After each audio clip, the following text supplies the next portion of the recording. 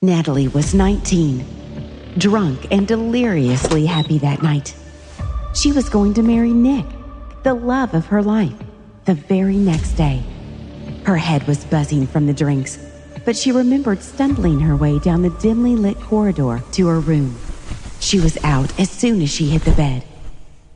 It was much later when Natalie felt the bed sink under Nick's weight. His heavy hand pulled her close. Come close. No. Let me go. We have to wait. I can't.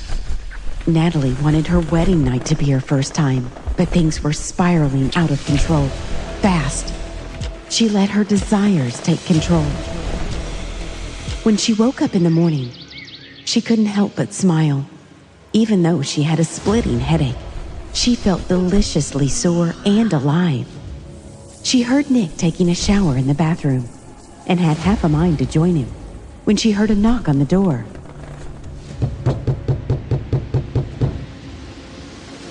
Who she saw on the door left her gasping for air.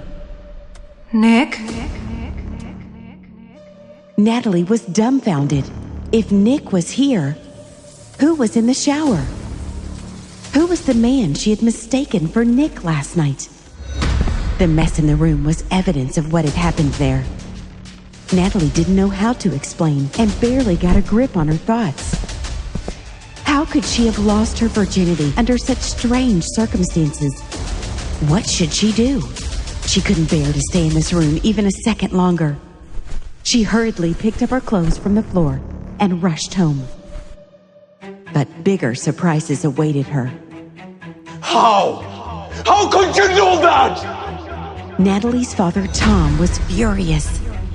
She knew she wasn't going to get any support from her family either. Her stepmother never liked her. She was truly enjoying Natalie's ruin. And her stepsister Cheryl, they were never really close. Nick was the only one who could have understood her. But her pleas fell on deaf ears. Natalie tried to explain, but even she couldn't understand how she could have mistaken the stranger for Nick. Was she really that drunk? Was this truly just an accident? Or was she missing a crucial clue? She had rushed out of the hotel in panic without even checking who the man was. And now she had no way to prove herself innocent. Nick, I need you. No, you don't. There will be no wedding. Natalie couldn't believe her ears. They had been together for 3 years and were about to get married. With a look of pure disdain, he turned around and strode off down the corridor. Natalie started panicking as tears rolled down her cheeks. It was so painful that she could no longer breathe. Cheryl, it's not my fault, believe me, please. I believe you, honey. For a second, Cheryl gave her hope before she brought out her wretched phone, and Natalie started to get her answers. She was set up. Her life was ruined by her own sister. Meanwhile, in his office at the Claire Group, Bryce was looking at his assistant with a malicious expression. He had just received proof that last night he was set up, probably by his business rivals. He was drugged and sent to a different room than the one he had booked for himself. The girl had been brought in the same room earlier that night, and she too seemed drugged. Under the influence, Bryce and that girl had lost their senses and couldn't suppress their desires. So, what do you do now? Cheryl, I don't understand. Natalie was getting one shock after another. How did Cheryl get this video? Why was she doing this to her? How did you? At the party last night, Cheryl had secretly spiked Natalie's drink. When the drugs kicked in, she pretended to help Natalie to her room, but actually took her to someone else's room, telling her that Nick was waiting for her with a surprise.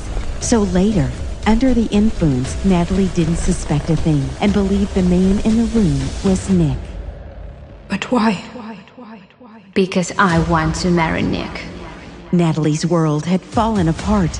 Her stepsister was in love with her fiancé, and she was ready to go to any lengths to have him. Natalie was so angry that she couldn't utter a single word. Her whole body was trembling with fury.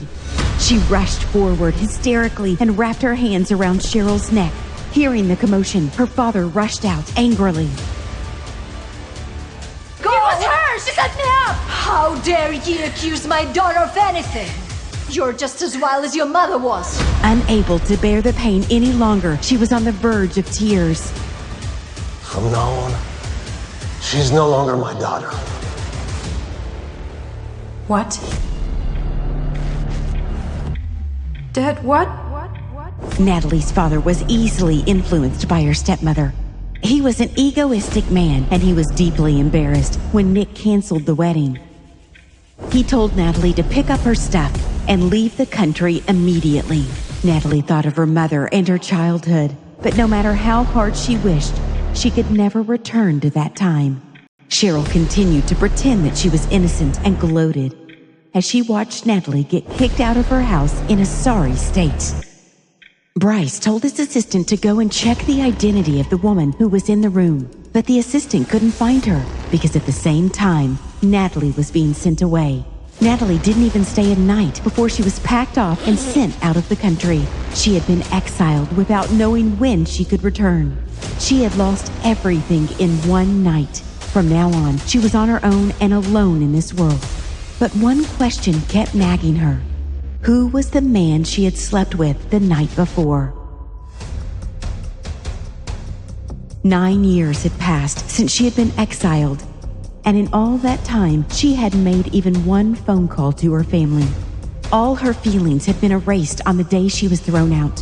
Her father treated her like she was dead, and as if he couldn't care less about it. But last night, she had received a call from him asking her to come back. He didn't give any reason. He just said it was urgent now. She was on her way home, but this time she wasn't alone. Lost in her thoughts, she suddenly heard a lovely, gentle voice beside her. Mom, hurry up! It was Liam, her son, her most precious treasure. Only after she left the country did Natalie realize that she was pregnant. Although she was all alone, Natalie decided to raise him on her own. Liam had never known who his father was. Now that Natalie was going back, she had decided to find that man after all. Here you go. You'll be flying to first class. Come on, I'm sorry. Are you serious? Is this an airplane or kindergarten? I'm sorry, what? I don't buy expensive tickets to listen to children screaming. Mike, take the tickets away from her. Please. What? Natalie couldn't believe the audacity of this man, and they got into an argument. At that moment, neither Bryce nor Natalie recognized each other. They didn't realize that they had slept together 9 years ago. But while the two of them were arguing, Liam was looking at the man intently, and he noticed something. He stood quiet for 2 seconds before hurling himself at Bryce and then shouted, "Daddy!" Natalie and Bryce were completely taken aback. Liam, what are you doing? It's not funny, making jokes about this. Natalie was angry and confused at the same time. Why did Liam call the man Daddy? And then Liam told her about their identical scars. Natalie was shocked. Bryce's expression instantly turned ugly. Liam had always been sensible and listened to Natalie. But today, she didn't know what was going on. No matter how much she tried to persuade him, Liam continued to question Bryce for abandoning his mom. Bryce had known many women who had claimed to be pregnant with his child, but this was the first time he had ever seen such a clever and affectionate son. He was sure she was after his money. Natalie was fuming as Bryce kept throwing such vile accusations at her. And then he said something that triggered her. Hey, why don't you give him a proper family?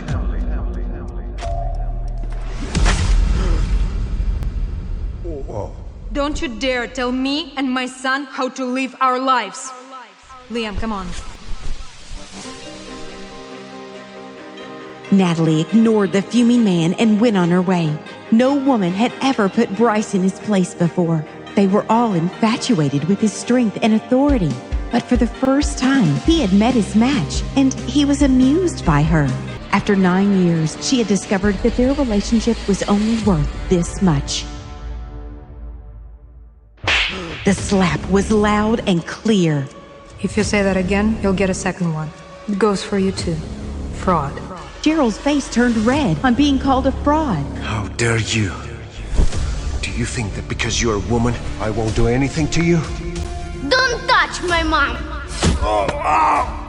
Nick was already furious, but now his rage increased. Liam tried to push Nick away, but he was too small. But Bryce had seen what was happening, and he could not stop himself. Darling, there are you. I've been looking for you everywhere. I was getting worried. Dad! When Liam saw Bryce, he hugged him excitedly. Natalie hadn't expected the man who had been so rude to her to actually help her. When Liam said Daddy, both Nick and Cheryl froze. They had thought Liam was illegitimate, the son of Natalie and that other man. They hadn't expected her to actually find a man abroad, let alone one who looked rich and important. The two of them looked at each other and were suddenly at a loss for words. Natalie didn't know why he was helping her, but she took his cue and grabbed his arm. Nick gritted his teeth as he watched Natalie grab the man's arm and get into his car. It was too much for him to bear. Cheryl stood at his side, her face filled with undisguised jealousy as she looked at the man's car. She was extremely angry. How had Natalie gotten involved with such a man? Bryce stared out of the window with a cold expression. He seemed to be deep in thought until he heard Natalie's words. Thanks for your help. I just don't like what those two were saying, that's all. Liam, who was sitting next to her, once again thanked his daddy for helping them out. Natalie shushed him. She didn't know why he believed this man was his father, nor did she know how to explain Bryce's actions. She explained to Liam that this man had only stepped in to stop those mean people from bullying them. But Liam wasn't backing down. To have a baby with a woman, at least she needs to be attractive. These words stabbed Natalie's sore spot, and her expression hardened. She had been grateful to him for saving her, but now it seemed there was no difference between him and Nick. Stop the car. Stop the car, please. She didn't want to say anything else. Bryce looked at her in confusion. When the car stopped, she got out, removed their luggage, took $100 from her wallet, and threw it on the car seat. It's for the taxi. Thank you for your help. I hope I never see you again. She took Liam's hand, pulled the suitcase, and strode off, not giving Bryce any time to react. He looked at the $100 bill she had thrown at him and squinted his eyes dangerously. When was the last time a woman had spoken to him so bluntly? Usually, women didn't dare to get angry with him, not even when he was being rude to them. He gritted his teeth and gestured to the driver to drive. Natalie didn't go straight to the family home after getting out of Bryce's car. Instead, she took a cab to another place.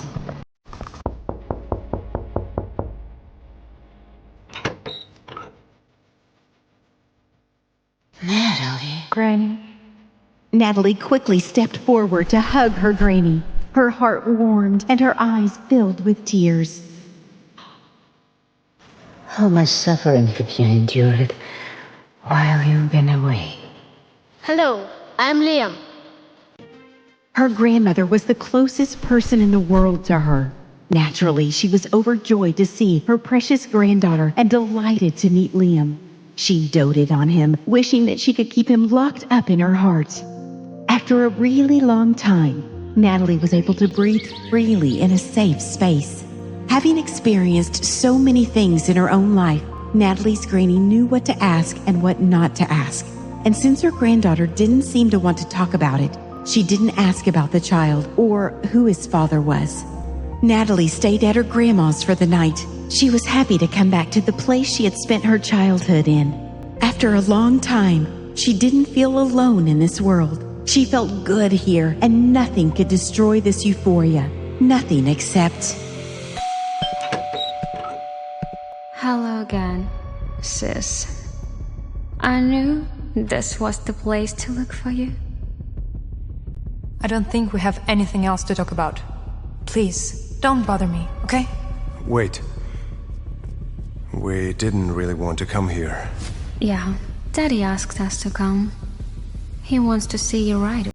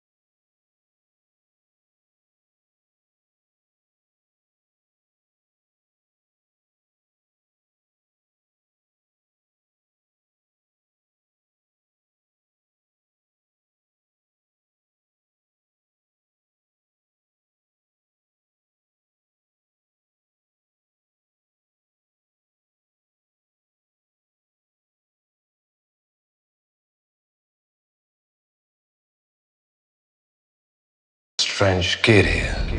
Hello, I'm Leah.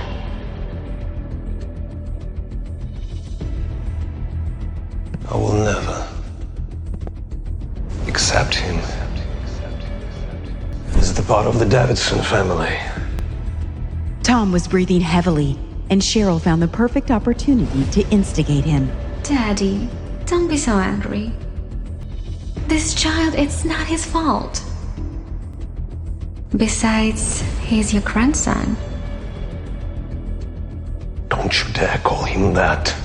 She purposely emphasized the word grandson because she knew this would make Tom even angrier. No one knew what it had been like for Natalie to be exiled abroad. She had been so poor before Liam was born that she sometimes had no money to eat and nowhere to sleep. She had suffered all sorts of hardships, but no one had called her to ask if she was doing okay. And now they had the audacity to reject her son. Liam is my son, and I don't care if you accept him or not. I only came back here for the engagement party, and I'll be leaving as soon as it's over. She had worked hard to rise up as a fighter. She had stopped caring what other people thought of her. Natalie was expressionless as she looked at her family. The bitterness in her chest bubbled up, but she forced it back down. She had thought her father might react like this, but when she saw it in person, she couldn't help but feel pain. She had no feelings about all this but disgust, so she casually agreed and then turned around and left with Liam. She left the home that she had lived in for 20 years without a shred of nostalgia. But on the way out, she was stopped. Natalie, please wait. What? What do you want from me? Did you come here to insult me even more? All this while, Nick hadn't taken his eyes off Liam. He was clearly affected seeing Natalie in the arms of another man yesterday. After all, they had been together for many years before Nick decided to call off the wedding. He still somewhere had feelings for her. I just want to ask you something, okay? What did you mean when you called Cheryl a fraud yesterday? What? She hadn't thought he would remember the words she had used in anger. You the fraud. You cheated on me behind my back. Are you done? Now you listen to me. She didn't wait for him to stop talking, but frowned and cut him off. When she spoke, she became so enraged that her chest felt tight. I had been set up, and you just walked away. You didn't give me an ounce of trust. The man she had thought she loved, the one she had been willing to spend the rest of her life with, had chosen to leave when she had needed him the most. So stay with your Cheryl now. You both deserve each other. With that, she turned her back on Nick and prepared to leave. At that moment, Nick realized that there was something strange about what she was saying. He reached out to grab her wrist and asked anxiously, What do you mean? You were set up.